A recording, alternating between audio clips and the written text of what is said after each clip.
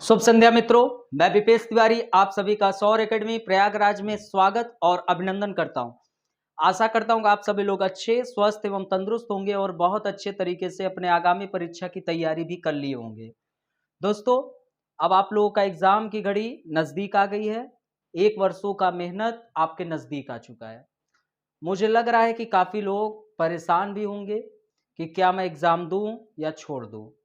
कई प्रकार के आपके अंदर प्रश्न, ऐसे कोलाहल उत्पन्न हो रहे होंगे। डरिए मत। आपने जो लक्ष्य बनाया है उस लक्ष्य के प्रति अगर आप ईमानदारी से तैयारी किए होंगे, जाकर एग्जाम दीजिए। ठीक है। ये डर और भय हमेशा आते रहेंगे। इसका मतलब ये नहीं है कि आप एग्जाम को छोड़ दें। कभी न कभी तो इस एग्जाम में कूदना पड़ेगा।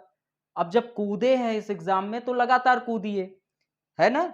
लगातार तैयारी करिए, मेहनत करिए, लक्ष्य मिलेगा।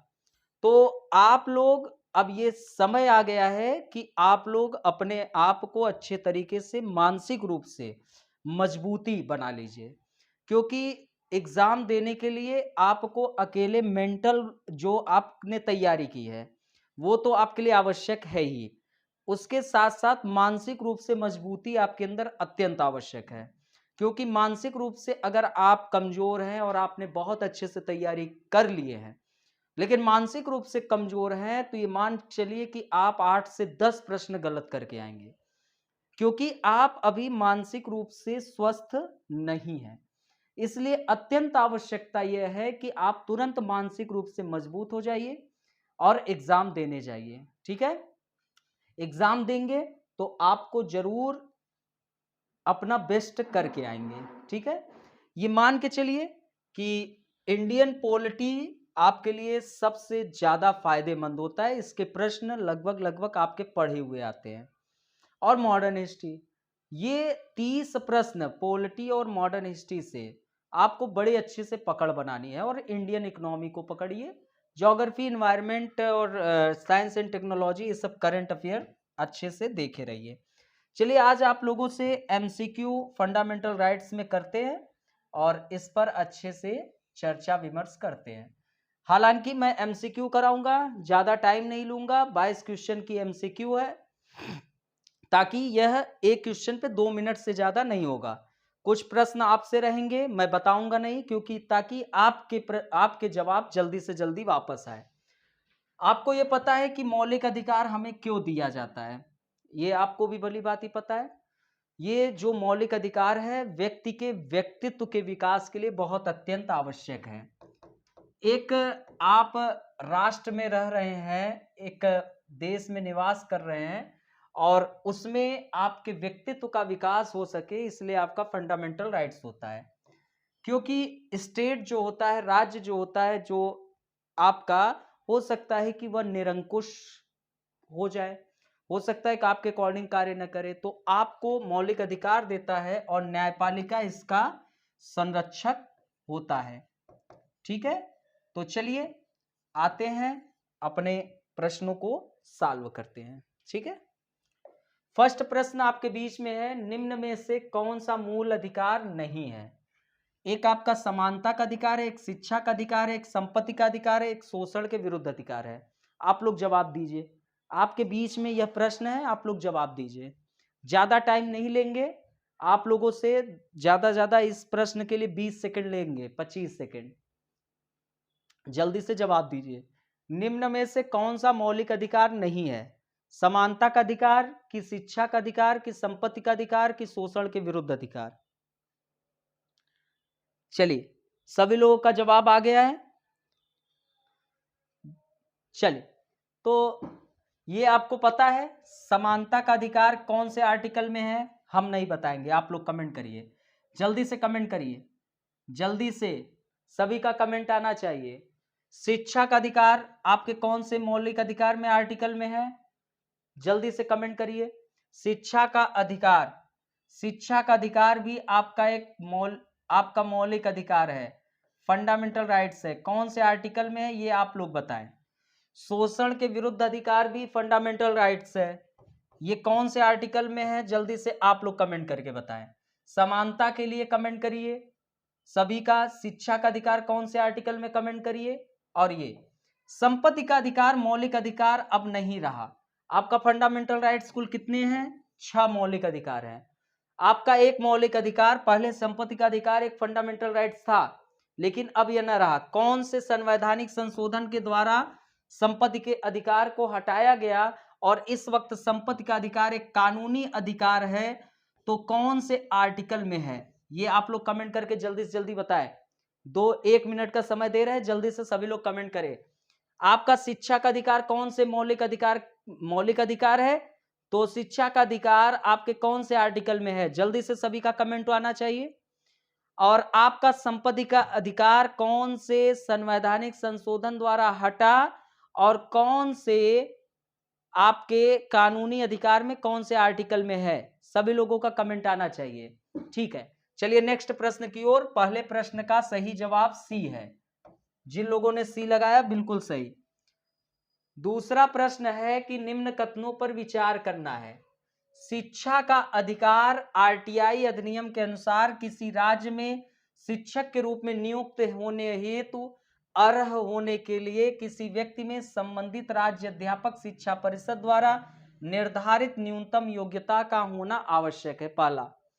दूसरा है कि आरटीआई अधिनियम के अनुसार प्राथमिक कक्षाओं में शिक्षण हेतु तो किसी अभ्यर्थी के लिए राष्ट्रीय अध्यापक शिक्षा परिषद के दिशा निर्देश के अनुरूप लिए गए अध्यापक अर्हता परीक्षण में उत्तीर्ण होना आवश्यक है। दूसरा विकल्प।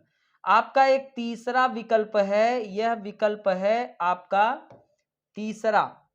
यहां पर तीसरा एक विकल्प है, भारत में 90% से अधिक अध्यापक शिक्षा संस्थान प्रत्यक्ष रूप से राज्य सरकारों का अधीन है। अब आपका ये विकल्प है, आप लोग इन विकल्पों को जवाब दीजिए। सभी लोग जवाब दीजिए, आखिरकार इसका क्या जवाब होगा? सभी का कमेंट आना चाहिए, सभी लोग जवाब दीजिए। चलिए सभी लोग जवाब दीजिए।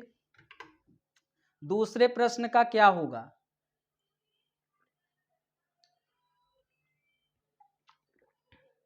दूसरे प्रश्न का जवाब दीजिए सभी लोग।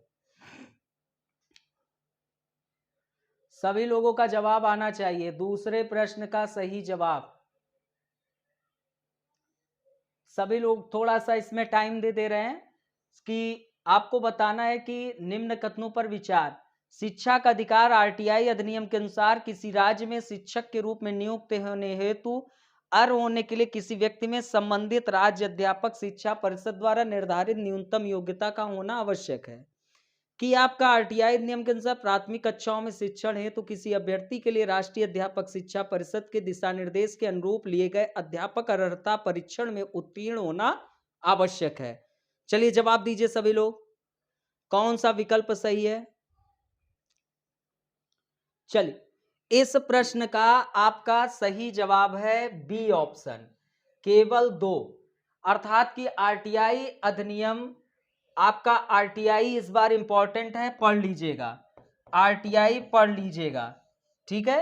आरटीआई से हो सकता है कि इस बार प्रश्न आ जाए, तो पढ़ लीजिएगा क्योंकि इसमें संशोधन भी हुआ है, तो पढ़ लीजिएगा। तो आरटीआई अधिनियम के अनुसार प्राथमिक कक्षाओं में शिक्षण हेतु तो किसी अभ्यर्थी के लिए राष्ट्रीय अध्यापक शिक्षा परिषद के दिशा निर्देश के अनुरूप लिए गए अध्यापक अर्हता परीक्षण में उत्तीर्ण होना आवश्यक है। तो दूसरे प्रश्न का आपका सही जवाब है बी ऑप्शन सही है। चलिए आपके बीच में एक प्रश्न है, सूची 1 व सूची 2 का मिलान करना है। यहां पर आपका जो है मौलिक अधिकार दिया गया है और यहां पर आर्टिकल दिए गए हैं, आपको मिलान करना है। समानता का अधिकार कौन से में है? स्वतंत्रता का अधिकार का संबंध संस्कृत व शिक्षा संबंधी धर्म की स्वतंत्रता। आप लोग जल्दी से इसका मिलान करिए, टाइम कम है, जल्दी से जवाब दीजिए। दूसरे ये तीसरा प्रश्न है, लेकिन चौथा इसमें थोड़ा टाइपिंग मिस्टेक है, बट कोई दिक्कत नहीं। इस प्रश्न का आपको सत्य जवाब देना है। अब आप लोग जवाब दीजिए, ठीक है, आपको जवाब देना है। तो आपका चौथे प्रश्न का जवाब क्या है? जल्दी से सभी लोग जवाब दीजिए, देखते हैं कितना फास्ट आप लोग जवाब देते हैं। समय कम है, जल्दी से जल्दी सभी का जवाब आ जाना चाहिए। चल, तो आप लोग को पता है कि फंडामेंटल राइट्स कुल कितने हैं? तो कुल 6 मौलिक अधिकार हैं। कुछ लोग संपत्ति का अधिकार तो हट गया, वो जानते हैं। शिक्षा का अधिकार एक शामिल हुआ, वो लोग आप आर्टिकल बताना। कुछ किताबों में 7 मौलिक अधिकार दे देते हैं, शिक्षा का अधिकार उसमें शामिल कर देते हैं, जबकि वो गलत है। ठीक है, तो कुल 6 मौलिक अधिकार हैं। एक आपका समानता का अधिकार, जिसकी चर्चा किसमें है, आर्टिकल 14 से 18 तक है। 14 से 18 तक, तो एक ये हो गया, राइट। फिर उसके बाद स्वतंत्रता का अधिकार आपका आर्टिकल 25 से 28 तक है। तो आपका इसका सही जवाब 4 हो, ये 3 हो गया। स्वतंत्रता का अधिकार 25 से ये 19 से 22 तक है। ठीक है, 1 मिनट। वो धार्मिक स्वतंत्रता का अधिकार है। ठीक है, तो आपका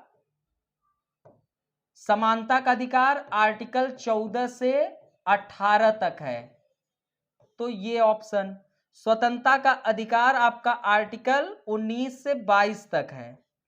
आर्टिकल 19 से 22 तक है। ठीक है, आर्टिकल 19 से 22 तक, तो ये आपका 3 हो गया। संस्कृत व शिक्षा संबंधी अधिकार आपका आर्टिकल 29 से 30 तक है। और धर्म की स्वतंत्रता का अधिकार 25 से 28 तक है। ठीक है, और प्रस्तावना में पंथ निरपेक्षता शब्द कब जुड़ा, तो 42 कॉन्स्टिट्यूशनल अमेंडमेंट 1976 को। तो आपका बी ऑप्शन बिल्कुल सही है, 2 3 1 4। ठीक है, तो बी ऑप्शन सही है। जिन लोगों ने बी ऑप्शन लगाया बिल्कुल सही जवाब है। चलिए नेक्स्ट प्रश्न की ओर चलते हैं। संवैधानिक उपचार का अधिकार, संवैधानिक उपचार का अधिकार निम्न में से किस अनुच्छेद के तहत प्राप्त है। ठीक है, ये थोड़ा कुछ प्रश्न पीसीएस स्तर के भी है और कुछ प्रश्न आईएएस स्तर के भी है, लेकिन हमको किसी प्रश्न को सरल नहीं समझना है। जल्दी से जवाब दीजिए, जल्दी से जवाब दीजिए। और यहां पर अब एक चीज आप लोगों को बताना है, जो कि तेजी तेजी से बताना है, ये याद रखना। ठीक है, एक बात आपको बताना है।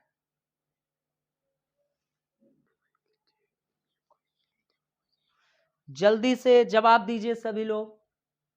चलिए, इस प्रश्न के लिए मैं थोड़ा आप लोगों से कम समय लूंगा। ठीक है, ज्यादा समय नहीं लूंगा। ये प्रश्न आपका सिंपल और सरल प्रश्न है। आर्टिकल 32 बी सही है। जल्दी से सभी लोग बताएं, आर्टिकल 21 में क्या है। अभी आपका बीएचयू का जो एंट्रेंस एग्जाम दिए होंगे, खैर आप लोग कहां देंगे, बीएचयू के एंट्रेंस एग्जाम में ये प्रश्न आ गया, आर्टिकल 21। ठीक है, ये प्रश्न आपका हर जगह पूछ सकता है। बीएचयू के जो ग्रेजुएशन का एंट्रेंस एग्जाम था उसमें पूछ लिया, अभी परसों हुआ था पेपर। ठीक है, एक प्रश्न आपका बीएचयू में यहां से भी आया था, आर्टिकल 24 से। तो जल्दी से बताया आर्टिकल 24 क्या है, सभी लोग कमेंट करें। और आर्टिकल 22 क्या है, जल्दी से सभी लोग कमेंट कर दीजिए। सभी का कमेंट आना चाहिए। आप लोग बैठे हो तो आप लोग बताओ कुछ चीज। अब मैं आपसे पूछूंगा, मैं नहीं बताऊंगा। ये एक अलग टेक्निक होती है तैयारी करने का, है ना। आपसे मैं, अर्थात कि ये पता चलता है कि आपका डायरेक्ट पकड़ कैसे है ना।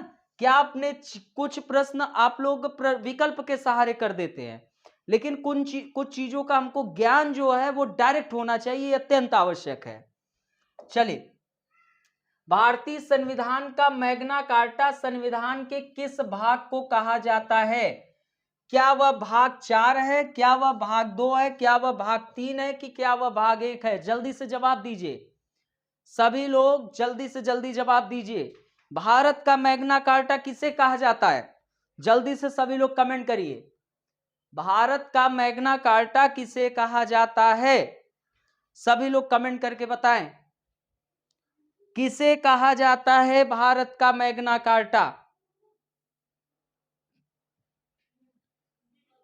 किस भाग को कहा जाता है, जल्दी से सभी लोग कमेंट करें। अब यहां पर एक प्रश्न और जन्म लेगा। ये मैग्ना कार्टा कहां से संबंधित है? सभी लोग कमेंट करिए। मैग्ना कार्टा, चलिए हिंट दे रहे हैं, क्या यह ब्रिटेन से संबंधित है? तो किस डेट से, वह डेट क्या है? जल्दी से कमेंट करिए आप लोग। और भाग 4 में क्या है? भाग 4 में क्या है? भाग 4 में क्या है? जल्दी से बताएं। क्या डीपीएसपी है भाग 4 में? क्या भाग 2 में है? नागरिकता है? और भाग 3 में आपका फंडामेंटल राइट्स है। भाग 1 में संघ एवं राज्य क्षेत्र के विषय में उल्लेख है। तो आपका फंडामेंटल राइट्स को भारत का मैग्ना कार्टा कहा जाता है, और यह भाग 3 में है। तो सी ऑप्शन 5वें का बिल्कुल सही है। जिन लोगों ने लगाया है, बहुत सही जवाब। भारतीय संविधान के निम्न में से किस अनुच्छेद के द्वारा अस्पृश्यता की समाप्ति की व्यवस्था की गई है? जो छुआछूत है उसको समाप्त करने की बात की गई कौन से फंडामेंटल राइट्स में है? जल्दी से सभी लोग बताएं।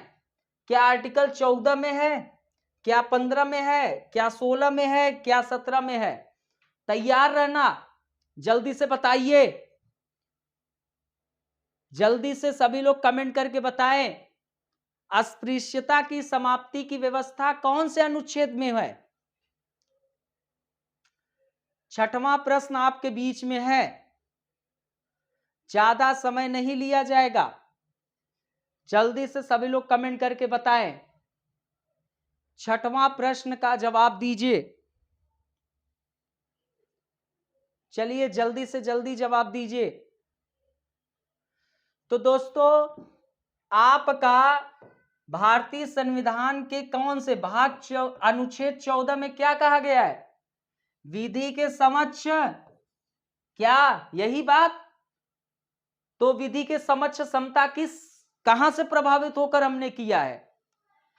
डाइसी, जिन्होंने विधि के समक्ष समता कहा था, ब्रिटेन से पूछ सकता है। आर्टिकल 15, धर्म, नस्ल, जाति, लिंग, जन्मस्थान के आधार पर भेदभाव निषेध की बात की गई है क्या? आर्टिकल 16, ये भी नहीं हो सकता है, लोक नियोजन के विषय में बताया है, अवसर की समता। आर्टिकल 17 है, तो डी ऑप्शन बिल्कुल सही है। अस्पृश्यता की समाप्ति की व्यवस्था कौन से आर्टिकल में है? तो आर्टिकल 17 में है, डी ऑप्शन बिल्कुल सही है। सातवां प्रश्न आपके बीच में है, निजता के अधिकार को जीवन एवं व्यक्तिगत स्वतंत्रता के अधिकार के अंतर्भूत भाग के रूप में संरक्षित किया जाता है।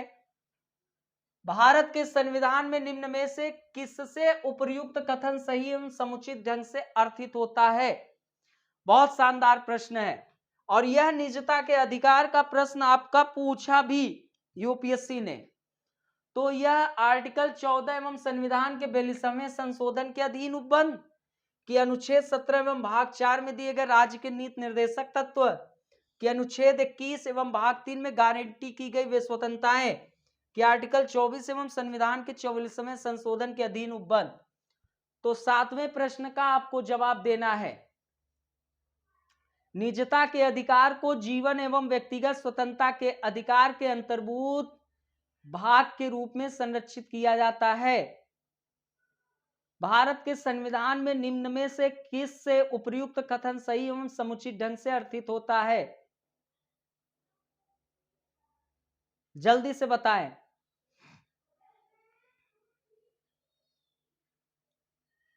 सभी लोगों का कमेंट आना चाहिए। प्रश्न सरल है, सभी लोग कमेंट करिए बस। आपका यह प्रश्न बहुत इजी है, जल्दी से जल्दी सभी का कमेंट आना चाहिए। प्रश्न कठिन होता तो आप लोगों को हम, चलिए सभी लोग जवाब दीजिए,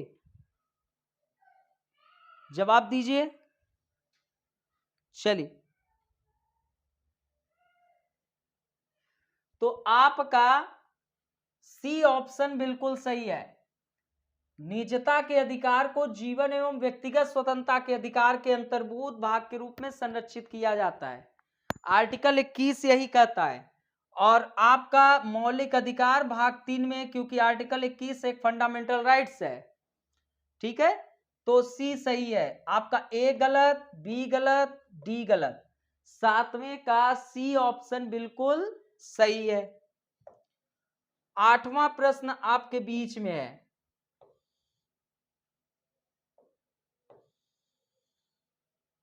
भारतीय संविधान के 44वें संशोधन द्वारा मौलिक अधिकार की श्रेणी से निम्न में से किसको हटाया गया? ठीक है, अभिव्यक्ति की स्वतंत्रता को, कि संवैधानिक उपचार, की संपत्ति की धार्मिक स्वतंत्रता। आठवां प्रश्न, ज्यादा समय नहीं लेंगे, 20 सेकंड का टाइम है, जल्दी से जवाब दे, जल्दी से जवाब।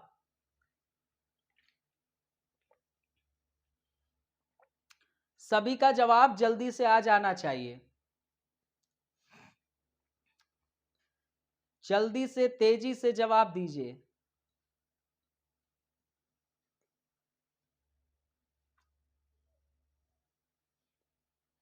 आपका यह ऑप्शन संपत्ति का अधिकार बिल्कुल सही है। 44वें संशोधन द्वारा मौलिक अधिकार की श्रेणी निम्न में से संपत्ति के अधिकार को हटाया गया। ठीक है, अब जल्दी से बताओ 44वें संविधान संशोधन का डेट क्या है? 1976 है कि 1978 है? जल्दी से बताओ सभी लोग। और अब यह संपत्ति का अधिकार एक कानूनी अधिकार हो गया है, तो 302 के क में है कि 301 के क में है? जल्दी से सभी लोग कमेंट करो। ये अब दो विकल्प आपको दिया गया है। ये 44वें संविधान संशोधन का संबंध 1976 से 1978 से है, पहली चीज। दूसरी चीज, संपत्ति का अधिकार एक कानूनी अधिकार हुआ तो वह 301 के क में है कि 302 के क में है? जल्दी से सभी लोग कमेंट करो। सभी का कमेंट वॉच हो रहा है, कमेंट करिए, बाकी हम देख रहे हैं, चेक कर रहे हैं। ठीक है, चलिए हम तब तक आगे चलते हैं।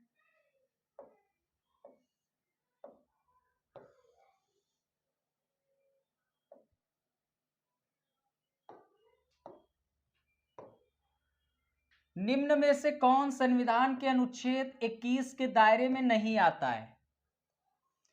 21 का दायरा व्यापक किया गया, आप लोग पढ़े होंगे। तो यहां पे दिया गया है कि जो आर्टिकल 21 का एरिया बड़ा किया गया, लेकिन इसमें से कौन नहीं शामिल है? एक चिकित्सक द्वारा घायलों को चिकित्सीय सहायता, ये आर्टिकल 21 में है या नहीं? कार्यस्थल पर महिलाओं का लैंगिक उत्पीड़न 21 में है कि नहीं? पानी की गुणवत्ता को दूषित करना है कि नहीं? मृत्युदंड है कि नहीं? तो 9वें प्रश्न का आपको जवाब देना है। आपके पास 1 मिनट का टाइम है, जल्दी से सभी लोगों का जवाब आना चाहिए। 9वें प्रश्न अच्छा प्रश्न है, आपके नजदीक में है, आप इसका जवाब दीजिए। 9वें प्रश्न का 9वां प्रश्न आपके बीच में है, अच्छा प्रश्न है, और ऐसे प्रश्न आपके पूछे जा सकते हैं यूपीएससी में। देखन में लगे छोटे, घाव करे बड़े गंभीर, है ना? ये एक कहावत है। हमको किसी चीज को छोटा नहीं समझना है, हर एक चीज अपने आप में बड़े होते हैं। यदि ज्ञान है तो वह छोटा हो जाता है, अगर उसके विषय में अज्ञानता होती है तो वह चीज बहुत बड़ी हो जाती है। अगर हमको पता नहीं है कि आगरा का ताजमहल किसने बनवाया, तो वह हमारे लिए बड़ी चीज हो जाती है। लेकिन जैसे ही हमको उस विषय में जानकारी हो जाती है तो वह छोटी हो जाती है। ऐसे ही यूपीएससी का ज्ञान अपने अंदर अगर आप अर्जित कर लिए हैं तो वही आपको छोटा लगने लगता है। यदि आप अच्छे से तैयारी नहीं किए रहते हैं तो वही आपके लिए बड़ा लगने लगता है। तो आपका इसमें एक चिकित्सक द्वारा घायलों को चिकित्सीय सहायता आर्टिकल 21 में है, बिल्कुल है। कार्यस्थल पर महिलाओं का लैंगिक उत्पीड़न, बिल्कुल आर्टिकल 21 में है। पानी की गुणवत्ता को दूषित करेंगे तो आप डायरेक्ट सुप्रीम कोर्ट जाइए, है। लेकिन मृत्यु दंड आपका आर्टिकल 21 के दायरे में नहीं आता है। तो डी ऑप्शन 9 का बिल्कुल सही है। जिन लोगों ने डी पे लगाया है बिल्कुल सही जवाब है। चलिए अब आगे चलते हैं। 10वां प्रश्न आपके बीच में है, कुछ ठीक ठाक प्रश्न लग रहा है। देखते हैं जवाब की स्थिति क्या बनती है। 10वें में दिया गया है, भारत के संविधान में जो शोषण के विरुद्ध अधिकार है उसके द्वारा निम्न में कौन से परिकल्पित है? मानव देह व्यापार और बंधुआ मजदूरी, बेगारी का निषेध, की अस्पृश्यता का उन्मूलन, की अल्पसंख्यकों के हितों की सुरक्षा, की कारखानों और खदानों में बच्चे के नियोजन का निषेध। और 10वें प्रश्न में आपका ए ऑप्शन है 1 2 4, बी ऑप्शन है 2 3 4, सी है 1 और 4, डी है 1 2 3 4। और 10वें प्रश्न का आपको जवाब देना है। चलिए सभी लोग जवाब दीजिए।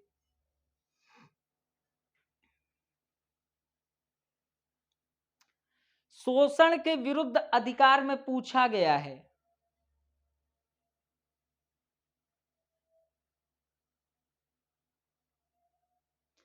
चलिए सभी लोग जवाब दीजिए।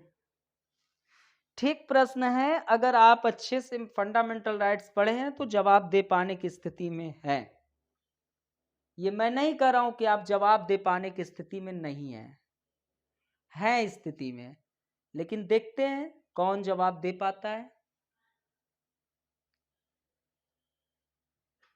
चलिए समय आपका खत्म होता है, ठीक है। अस्पृश्यता का उन्मूलन जो है वो तो आर्टिकल 17 में है। अब जल्दी से तब बता दो, अल्पसंख्यकों के हितों की सुरक्षा किस आर्टिकल में है?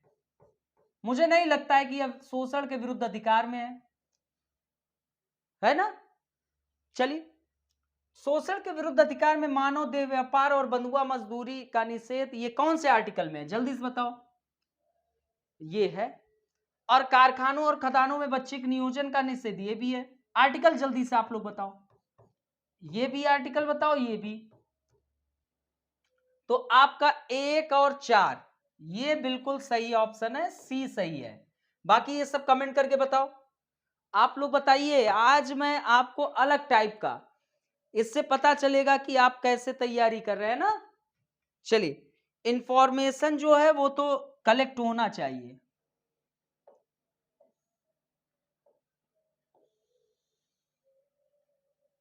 प्रश्न है आपका, अच्छा प्रश्न दिखाई दे रहा है।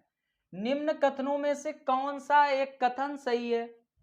ये सोच लिया। लिखा है कि अधिकार नागरिकों के विरुद्ध राज्य के दावे हैं। बहुत अच्छा प्रश्न है, सोचना।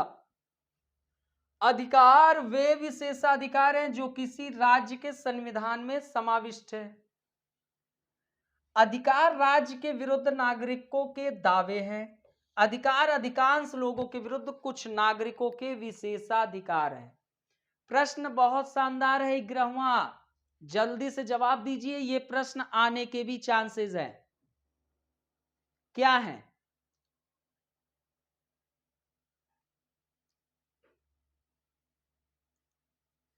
जल्दी से सभी लोग जवाब दीजिए। अच्छा प्रश्न है, थोड़ा समय ले लीजिए, सोच लीजिए। लेकिन गलत जवाब कोई दिया तो फिर मैं पहले ही बता चुका हूं, फर्स्ट लाइन ही मैं बताया हूं। अब देखते हैं कौन जवाब गलत देता है, कौन सही देता है ना। आपको स्टार्टिंग में ही मैंने बताया कि क्या हो सकता है इसका। तो आपको मैंने बताया ये आपका क्या है? इंडिया है, भारत है। इसको हम राज्य भी कह सकते हैं। अब मान लो कि राज्य हो सकता है कि नागरिकों के विरुद्ध कुछ कार्य कर दे, तो भाई राज्य के विरुद्ध नागरिकों के पास भी कुछ दावे होने चाहिए। तो आपका ये फंडामेंटल राइट्स है। अगर उल्लंघन होता है डायरेक्ट, आप आर्टिकल 32 के तहत सुप्रीम कोर्ट और 226 के तहत हाई कोर्ट जा सकते हो। तो ये अधिकार नागरिकों के विरुद्ध राज्य के दावे हैं, बिल्कुल गलत जवाब, ये तो लाइन ही गलत। और अधिकार में विशेषाधिकार है जो राज्य के संविधान में, ये आपका बिल्कुल सही है। अधिकार राज्य के विरुद्ध नागरिकों के दावे हैं, बिल्कुल सही जवाब। सी ऑप्शन बिल्कुल 11 का सही है। जिन लोगों ने लगाया बिल्कुल ऑल द बेस्ट, बहुत अच्छी तैयारी है।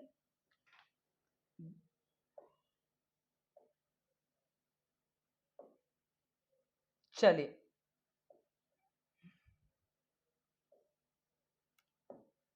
इस प्रश्न का आप लोग जवाब दीजिए।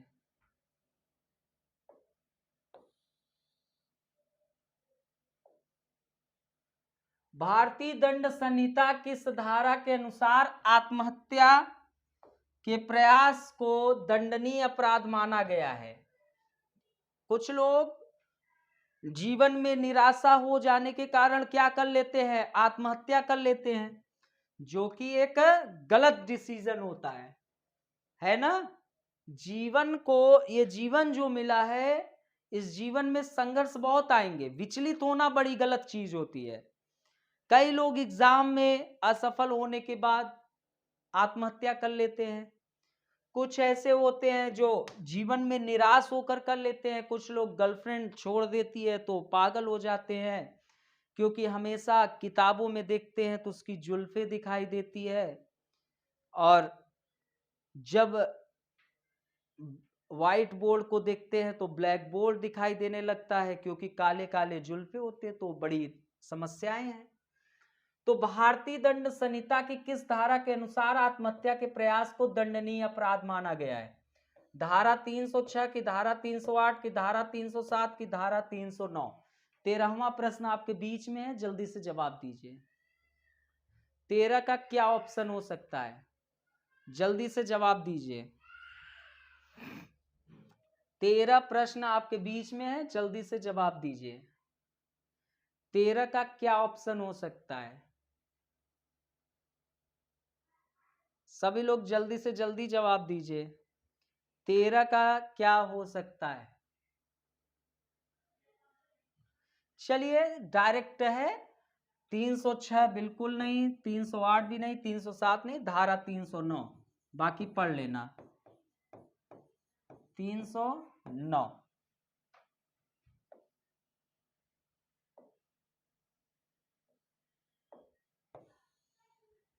अच्छा प्रश्न है। देखन में छोटे लगे घाव करे गंभीर। देखते हैं कौन जवाब देता है। बंदी प्रत्यक्षीकरण किन व्यक्तियों को प्राप्त नहीं है? बंदी प्रत्यक्षीकरण किसमें है? आर्टिकल, जल्दी बताएं। कितने प्रकार की रिट जारी होती है? आर्टिकल 32 में कितने प्रकार की रिट जारी होती है?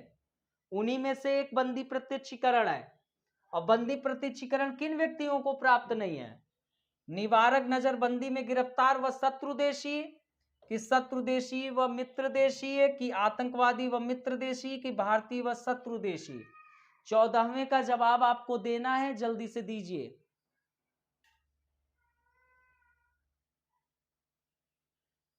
बंदी प्रत्यक्षीकरण किन व्यक्तियों को प्राप्त नहीं है? जल्दी से सभी लोग जवाब दीजिए।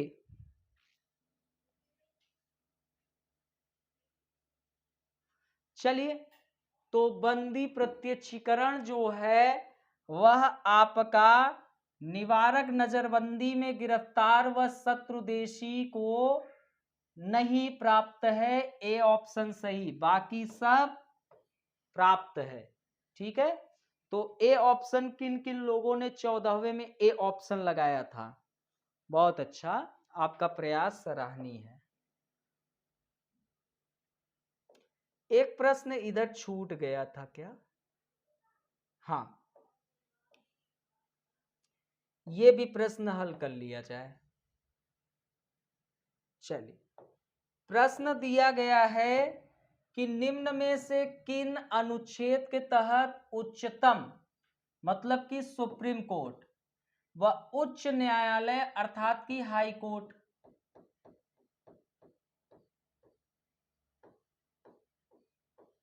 ठीक को रीट जारी करने का क्रमशः अधिकार शक्ति प्राप्त है।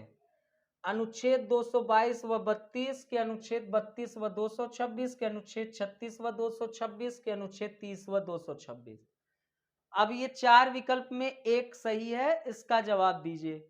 निम्न में से किन अनुच्छेद के तहत सुप्रीम कोर्ट व हाई कोर्ट को रिट जारी करने का क्रमशः अधिकार ऑब्लिक शक्ति है? अब आप बताइए कि इसमें कौन सा कथन सही है, 12 में कौन सा कथन सही है? जल्दी से जवाब दीजिए, जवाब दीजिए आप लोग। 12 में कौन सा कथन सत्य है? जल्दी से जवाब दीजिए। प्रश्न अच्छा है और जवाब दे पाने की स्थिति में है, जल्दी से जवाब दीजिए।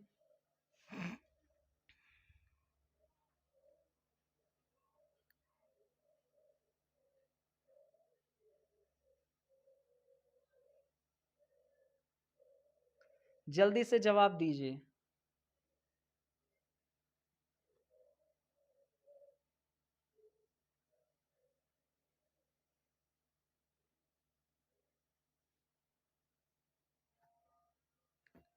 सभी लोग जवाब दीजिए। अभी मैंने चर्चा भी किया है, आप लोग गलत न करना। आपका आर्टिकल 32 के तहत अभी बोला था डायरेक्ट सुप्रीम कोर्ट, आर्टिकल 226 के तहत हाई कोर्ट, तो बी ऑप्शन सही है, बाकी सब बर्बाद है, गलत है 12 का।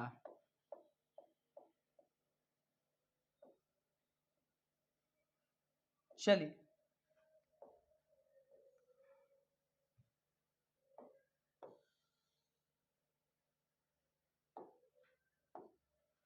प्रश्न है कथन ए। कथन कारण बड़े प्रश्न आते हैं। कथन ये कह रहा है कि सामाजिक आर्थिक एवं राजनीतिक क्षेत्रों में समान आधार निर्मित करने के उद्देश्य से राज्य असमान लोगों के लिए भिन्न व्यवहार कर सकता है। कारण आर, समान लोगों में विधि समान होगी और समान रूप से प्रशासित की जाएगी। उपर्युक्त कथनों के संदर्भ में सही उत्तर चुनिए। ए सही है किंतु आर गलत है, कि ए गलत है कि किंतु आर सही है, ए और आर दोनों सही है किंतु ए का सही स्पष्टीकरण आर नहीं है। ए और आर दोनों सही है और ए का सही स्पष्टीकरण आर है। जवाब दीजिए। 16वां प्रश्न अच्छा प्रश्न है, जवाब दीजिए। 16 प्रश्न का जवाब दीजिए, अच्छा प्रश्न है, जल्दी से जवाब दे दीजिए। ज्यादा टाइम न लीजिए प्लीज, आप लोग जल्दी से इसका जवाब दे देते तो बड़ा अच्छा रहता है ना।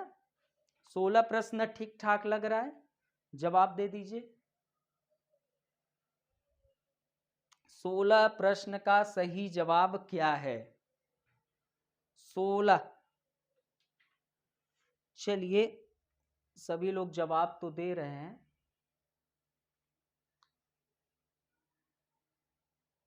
16वें का जो ऑप्शन है वो आपका सामाजिक आर्थिक एवं राजनीतिक क्षेत्रों में समान आधार निर्मित करने के उद्देश्य से राज्य असमान लोगों के लिए भिन्न व्यवहार कर सकता है। बिल्कुल भाई, जो विकास के मुख्य धारा में नहीं जुड़े हैं उनके लिए अलग। और कारण आ रहे समान लोगों में विधि समान होगी और बिल्कुल विधि समान होगी, विधि में ये नहीं है बल्कि विधियों का समान संरक्षण भी है। तो बिल्कुल दोनों सही है और ए का सही स्पष्टीकरण आर भी है। ठीक है, चल बिल्कुल ए और आर दोनों सही है, ए का सही स्पष्टीकरण आर है, डी ऑप्शन सही है। चल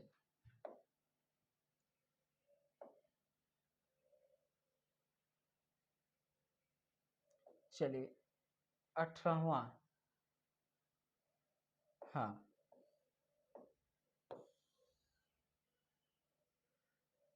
अनुसूचित जाति तथा अनुसूचित जनजाति को किस अनुच्छेद के अंतर्गत मौलिक सामाजिक, आर्थिक, राजनीतिक तथा सांस्कृतिक अधिकार दिया गया है?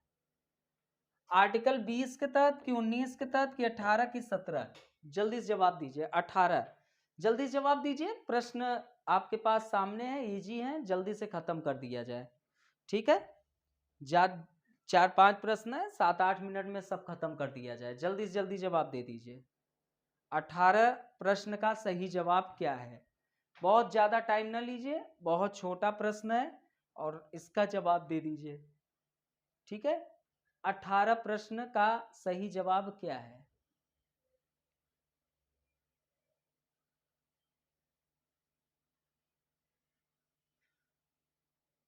चलिए जवाब दीजिए।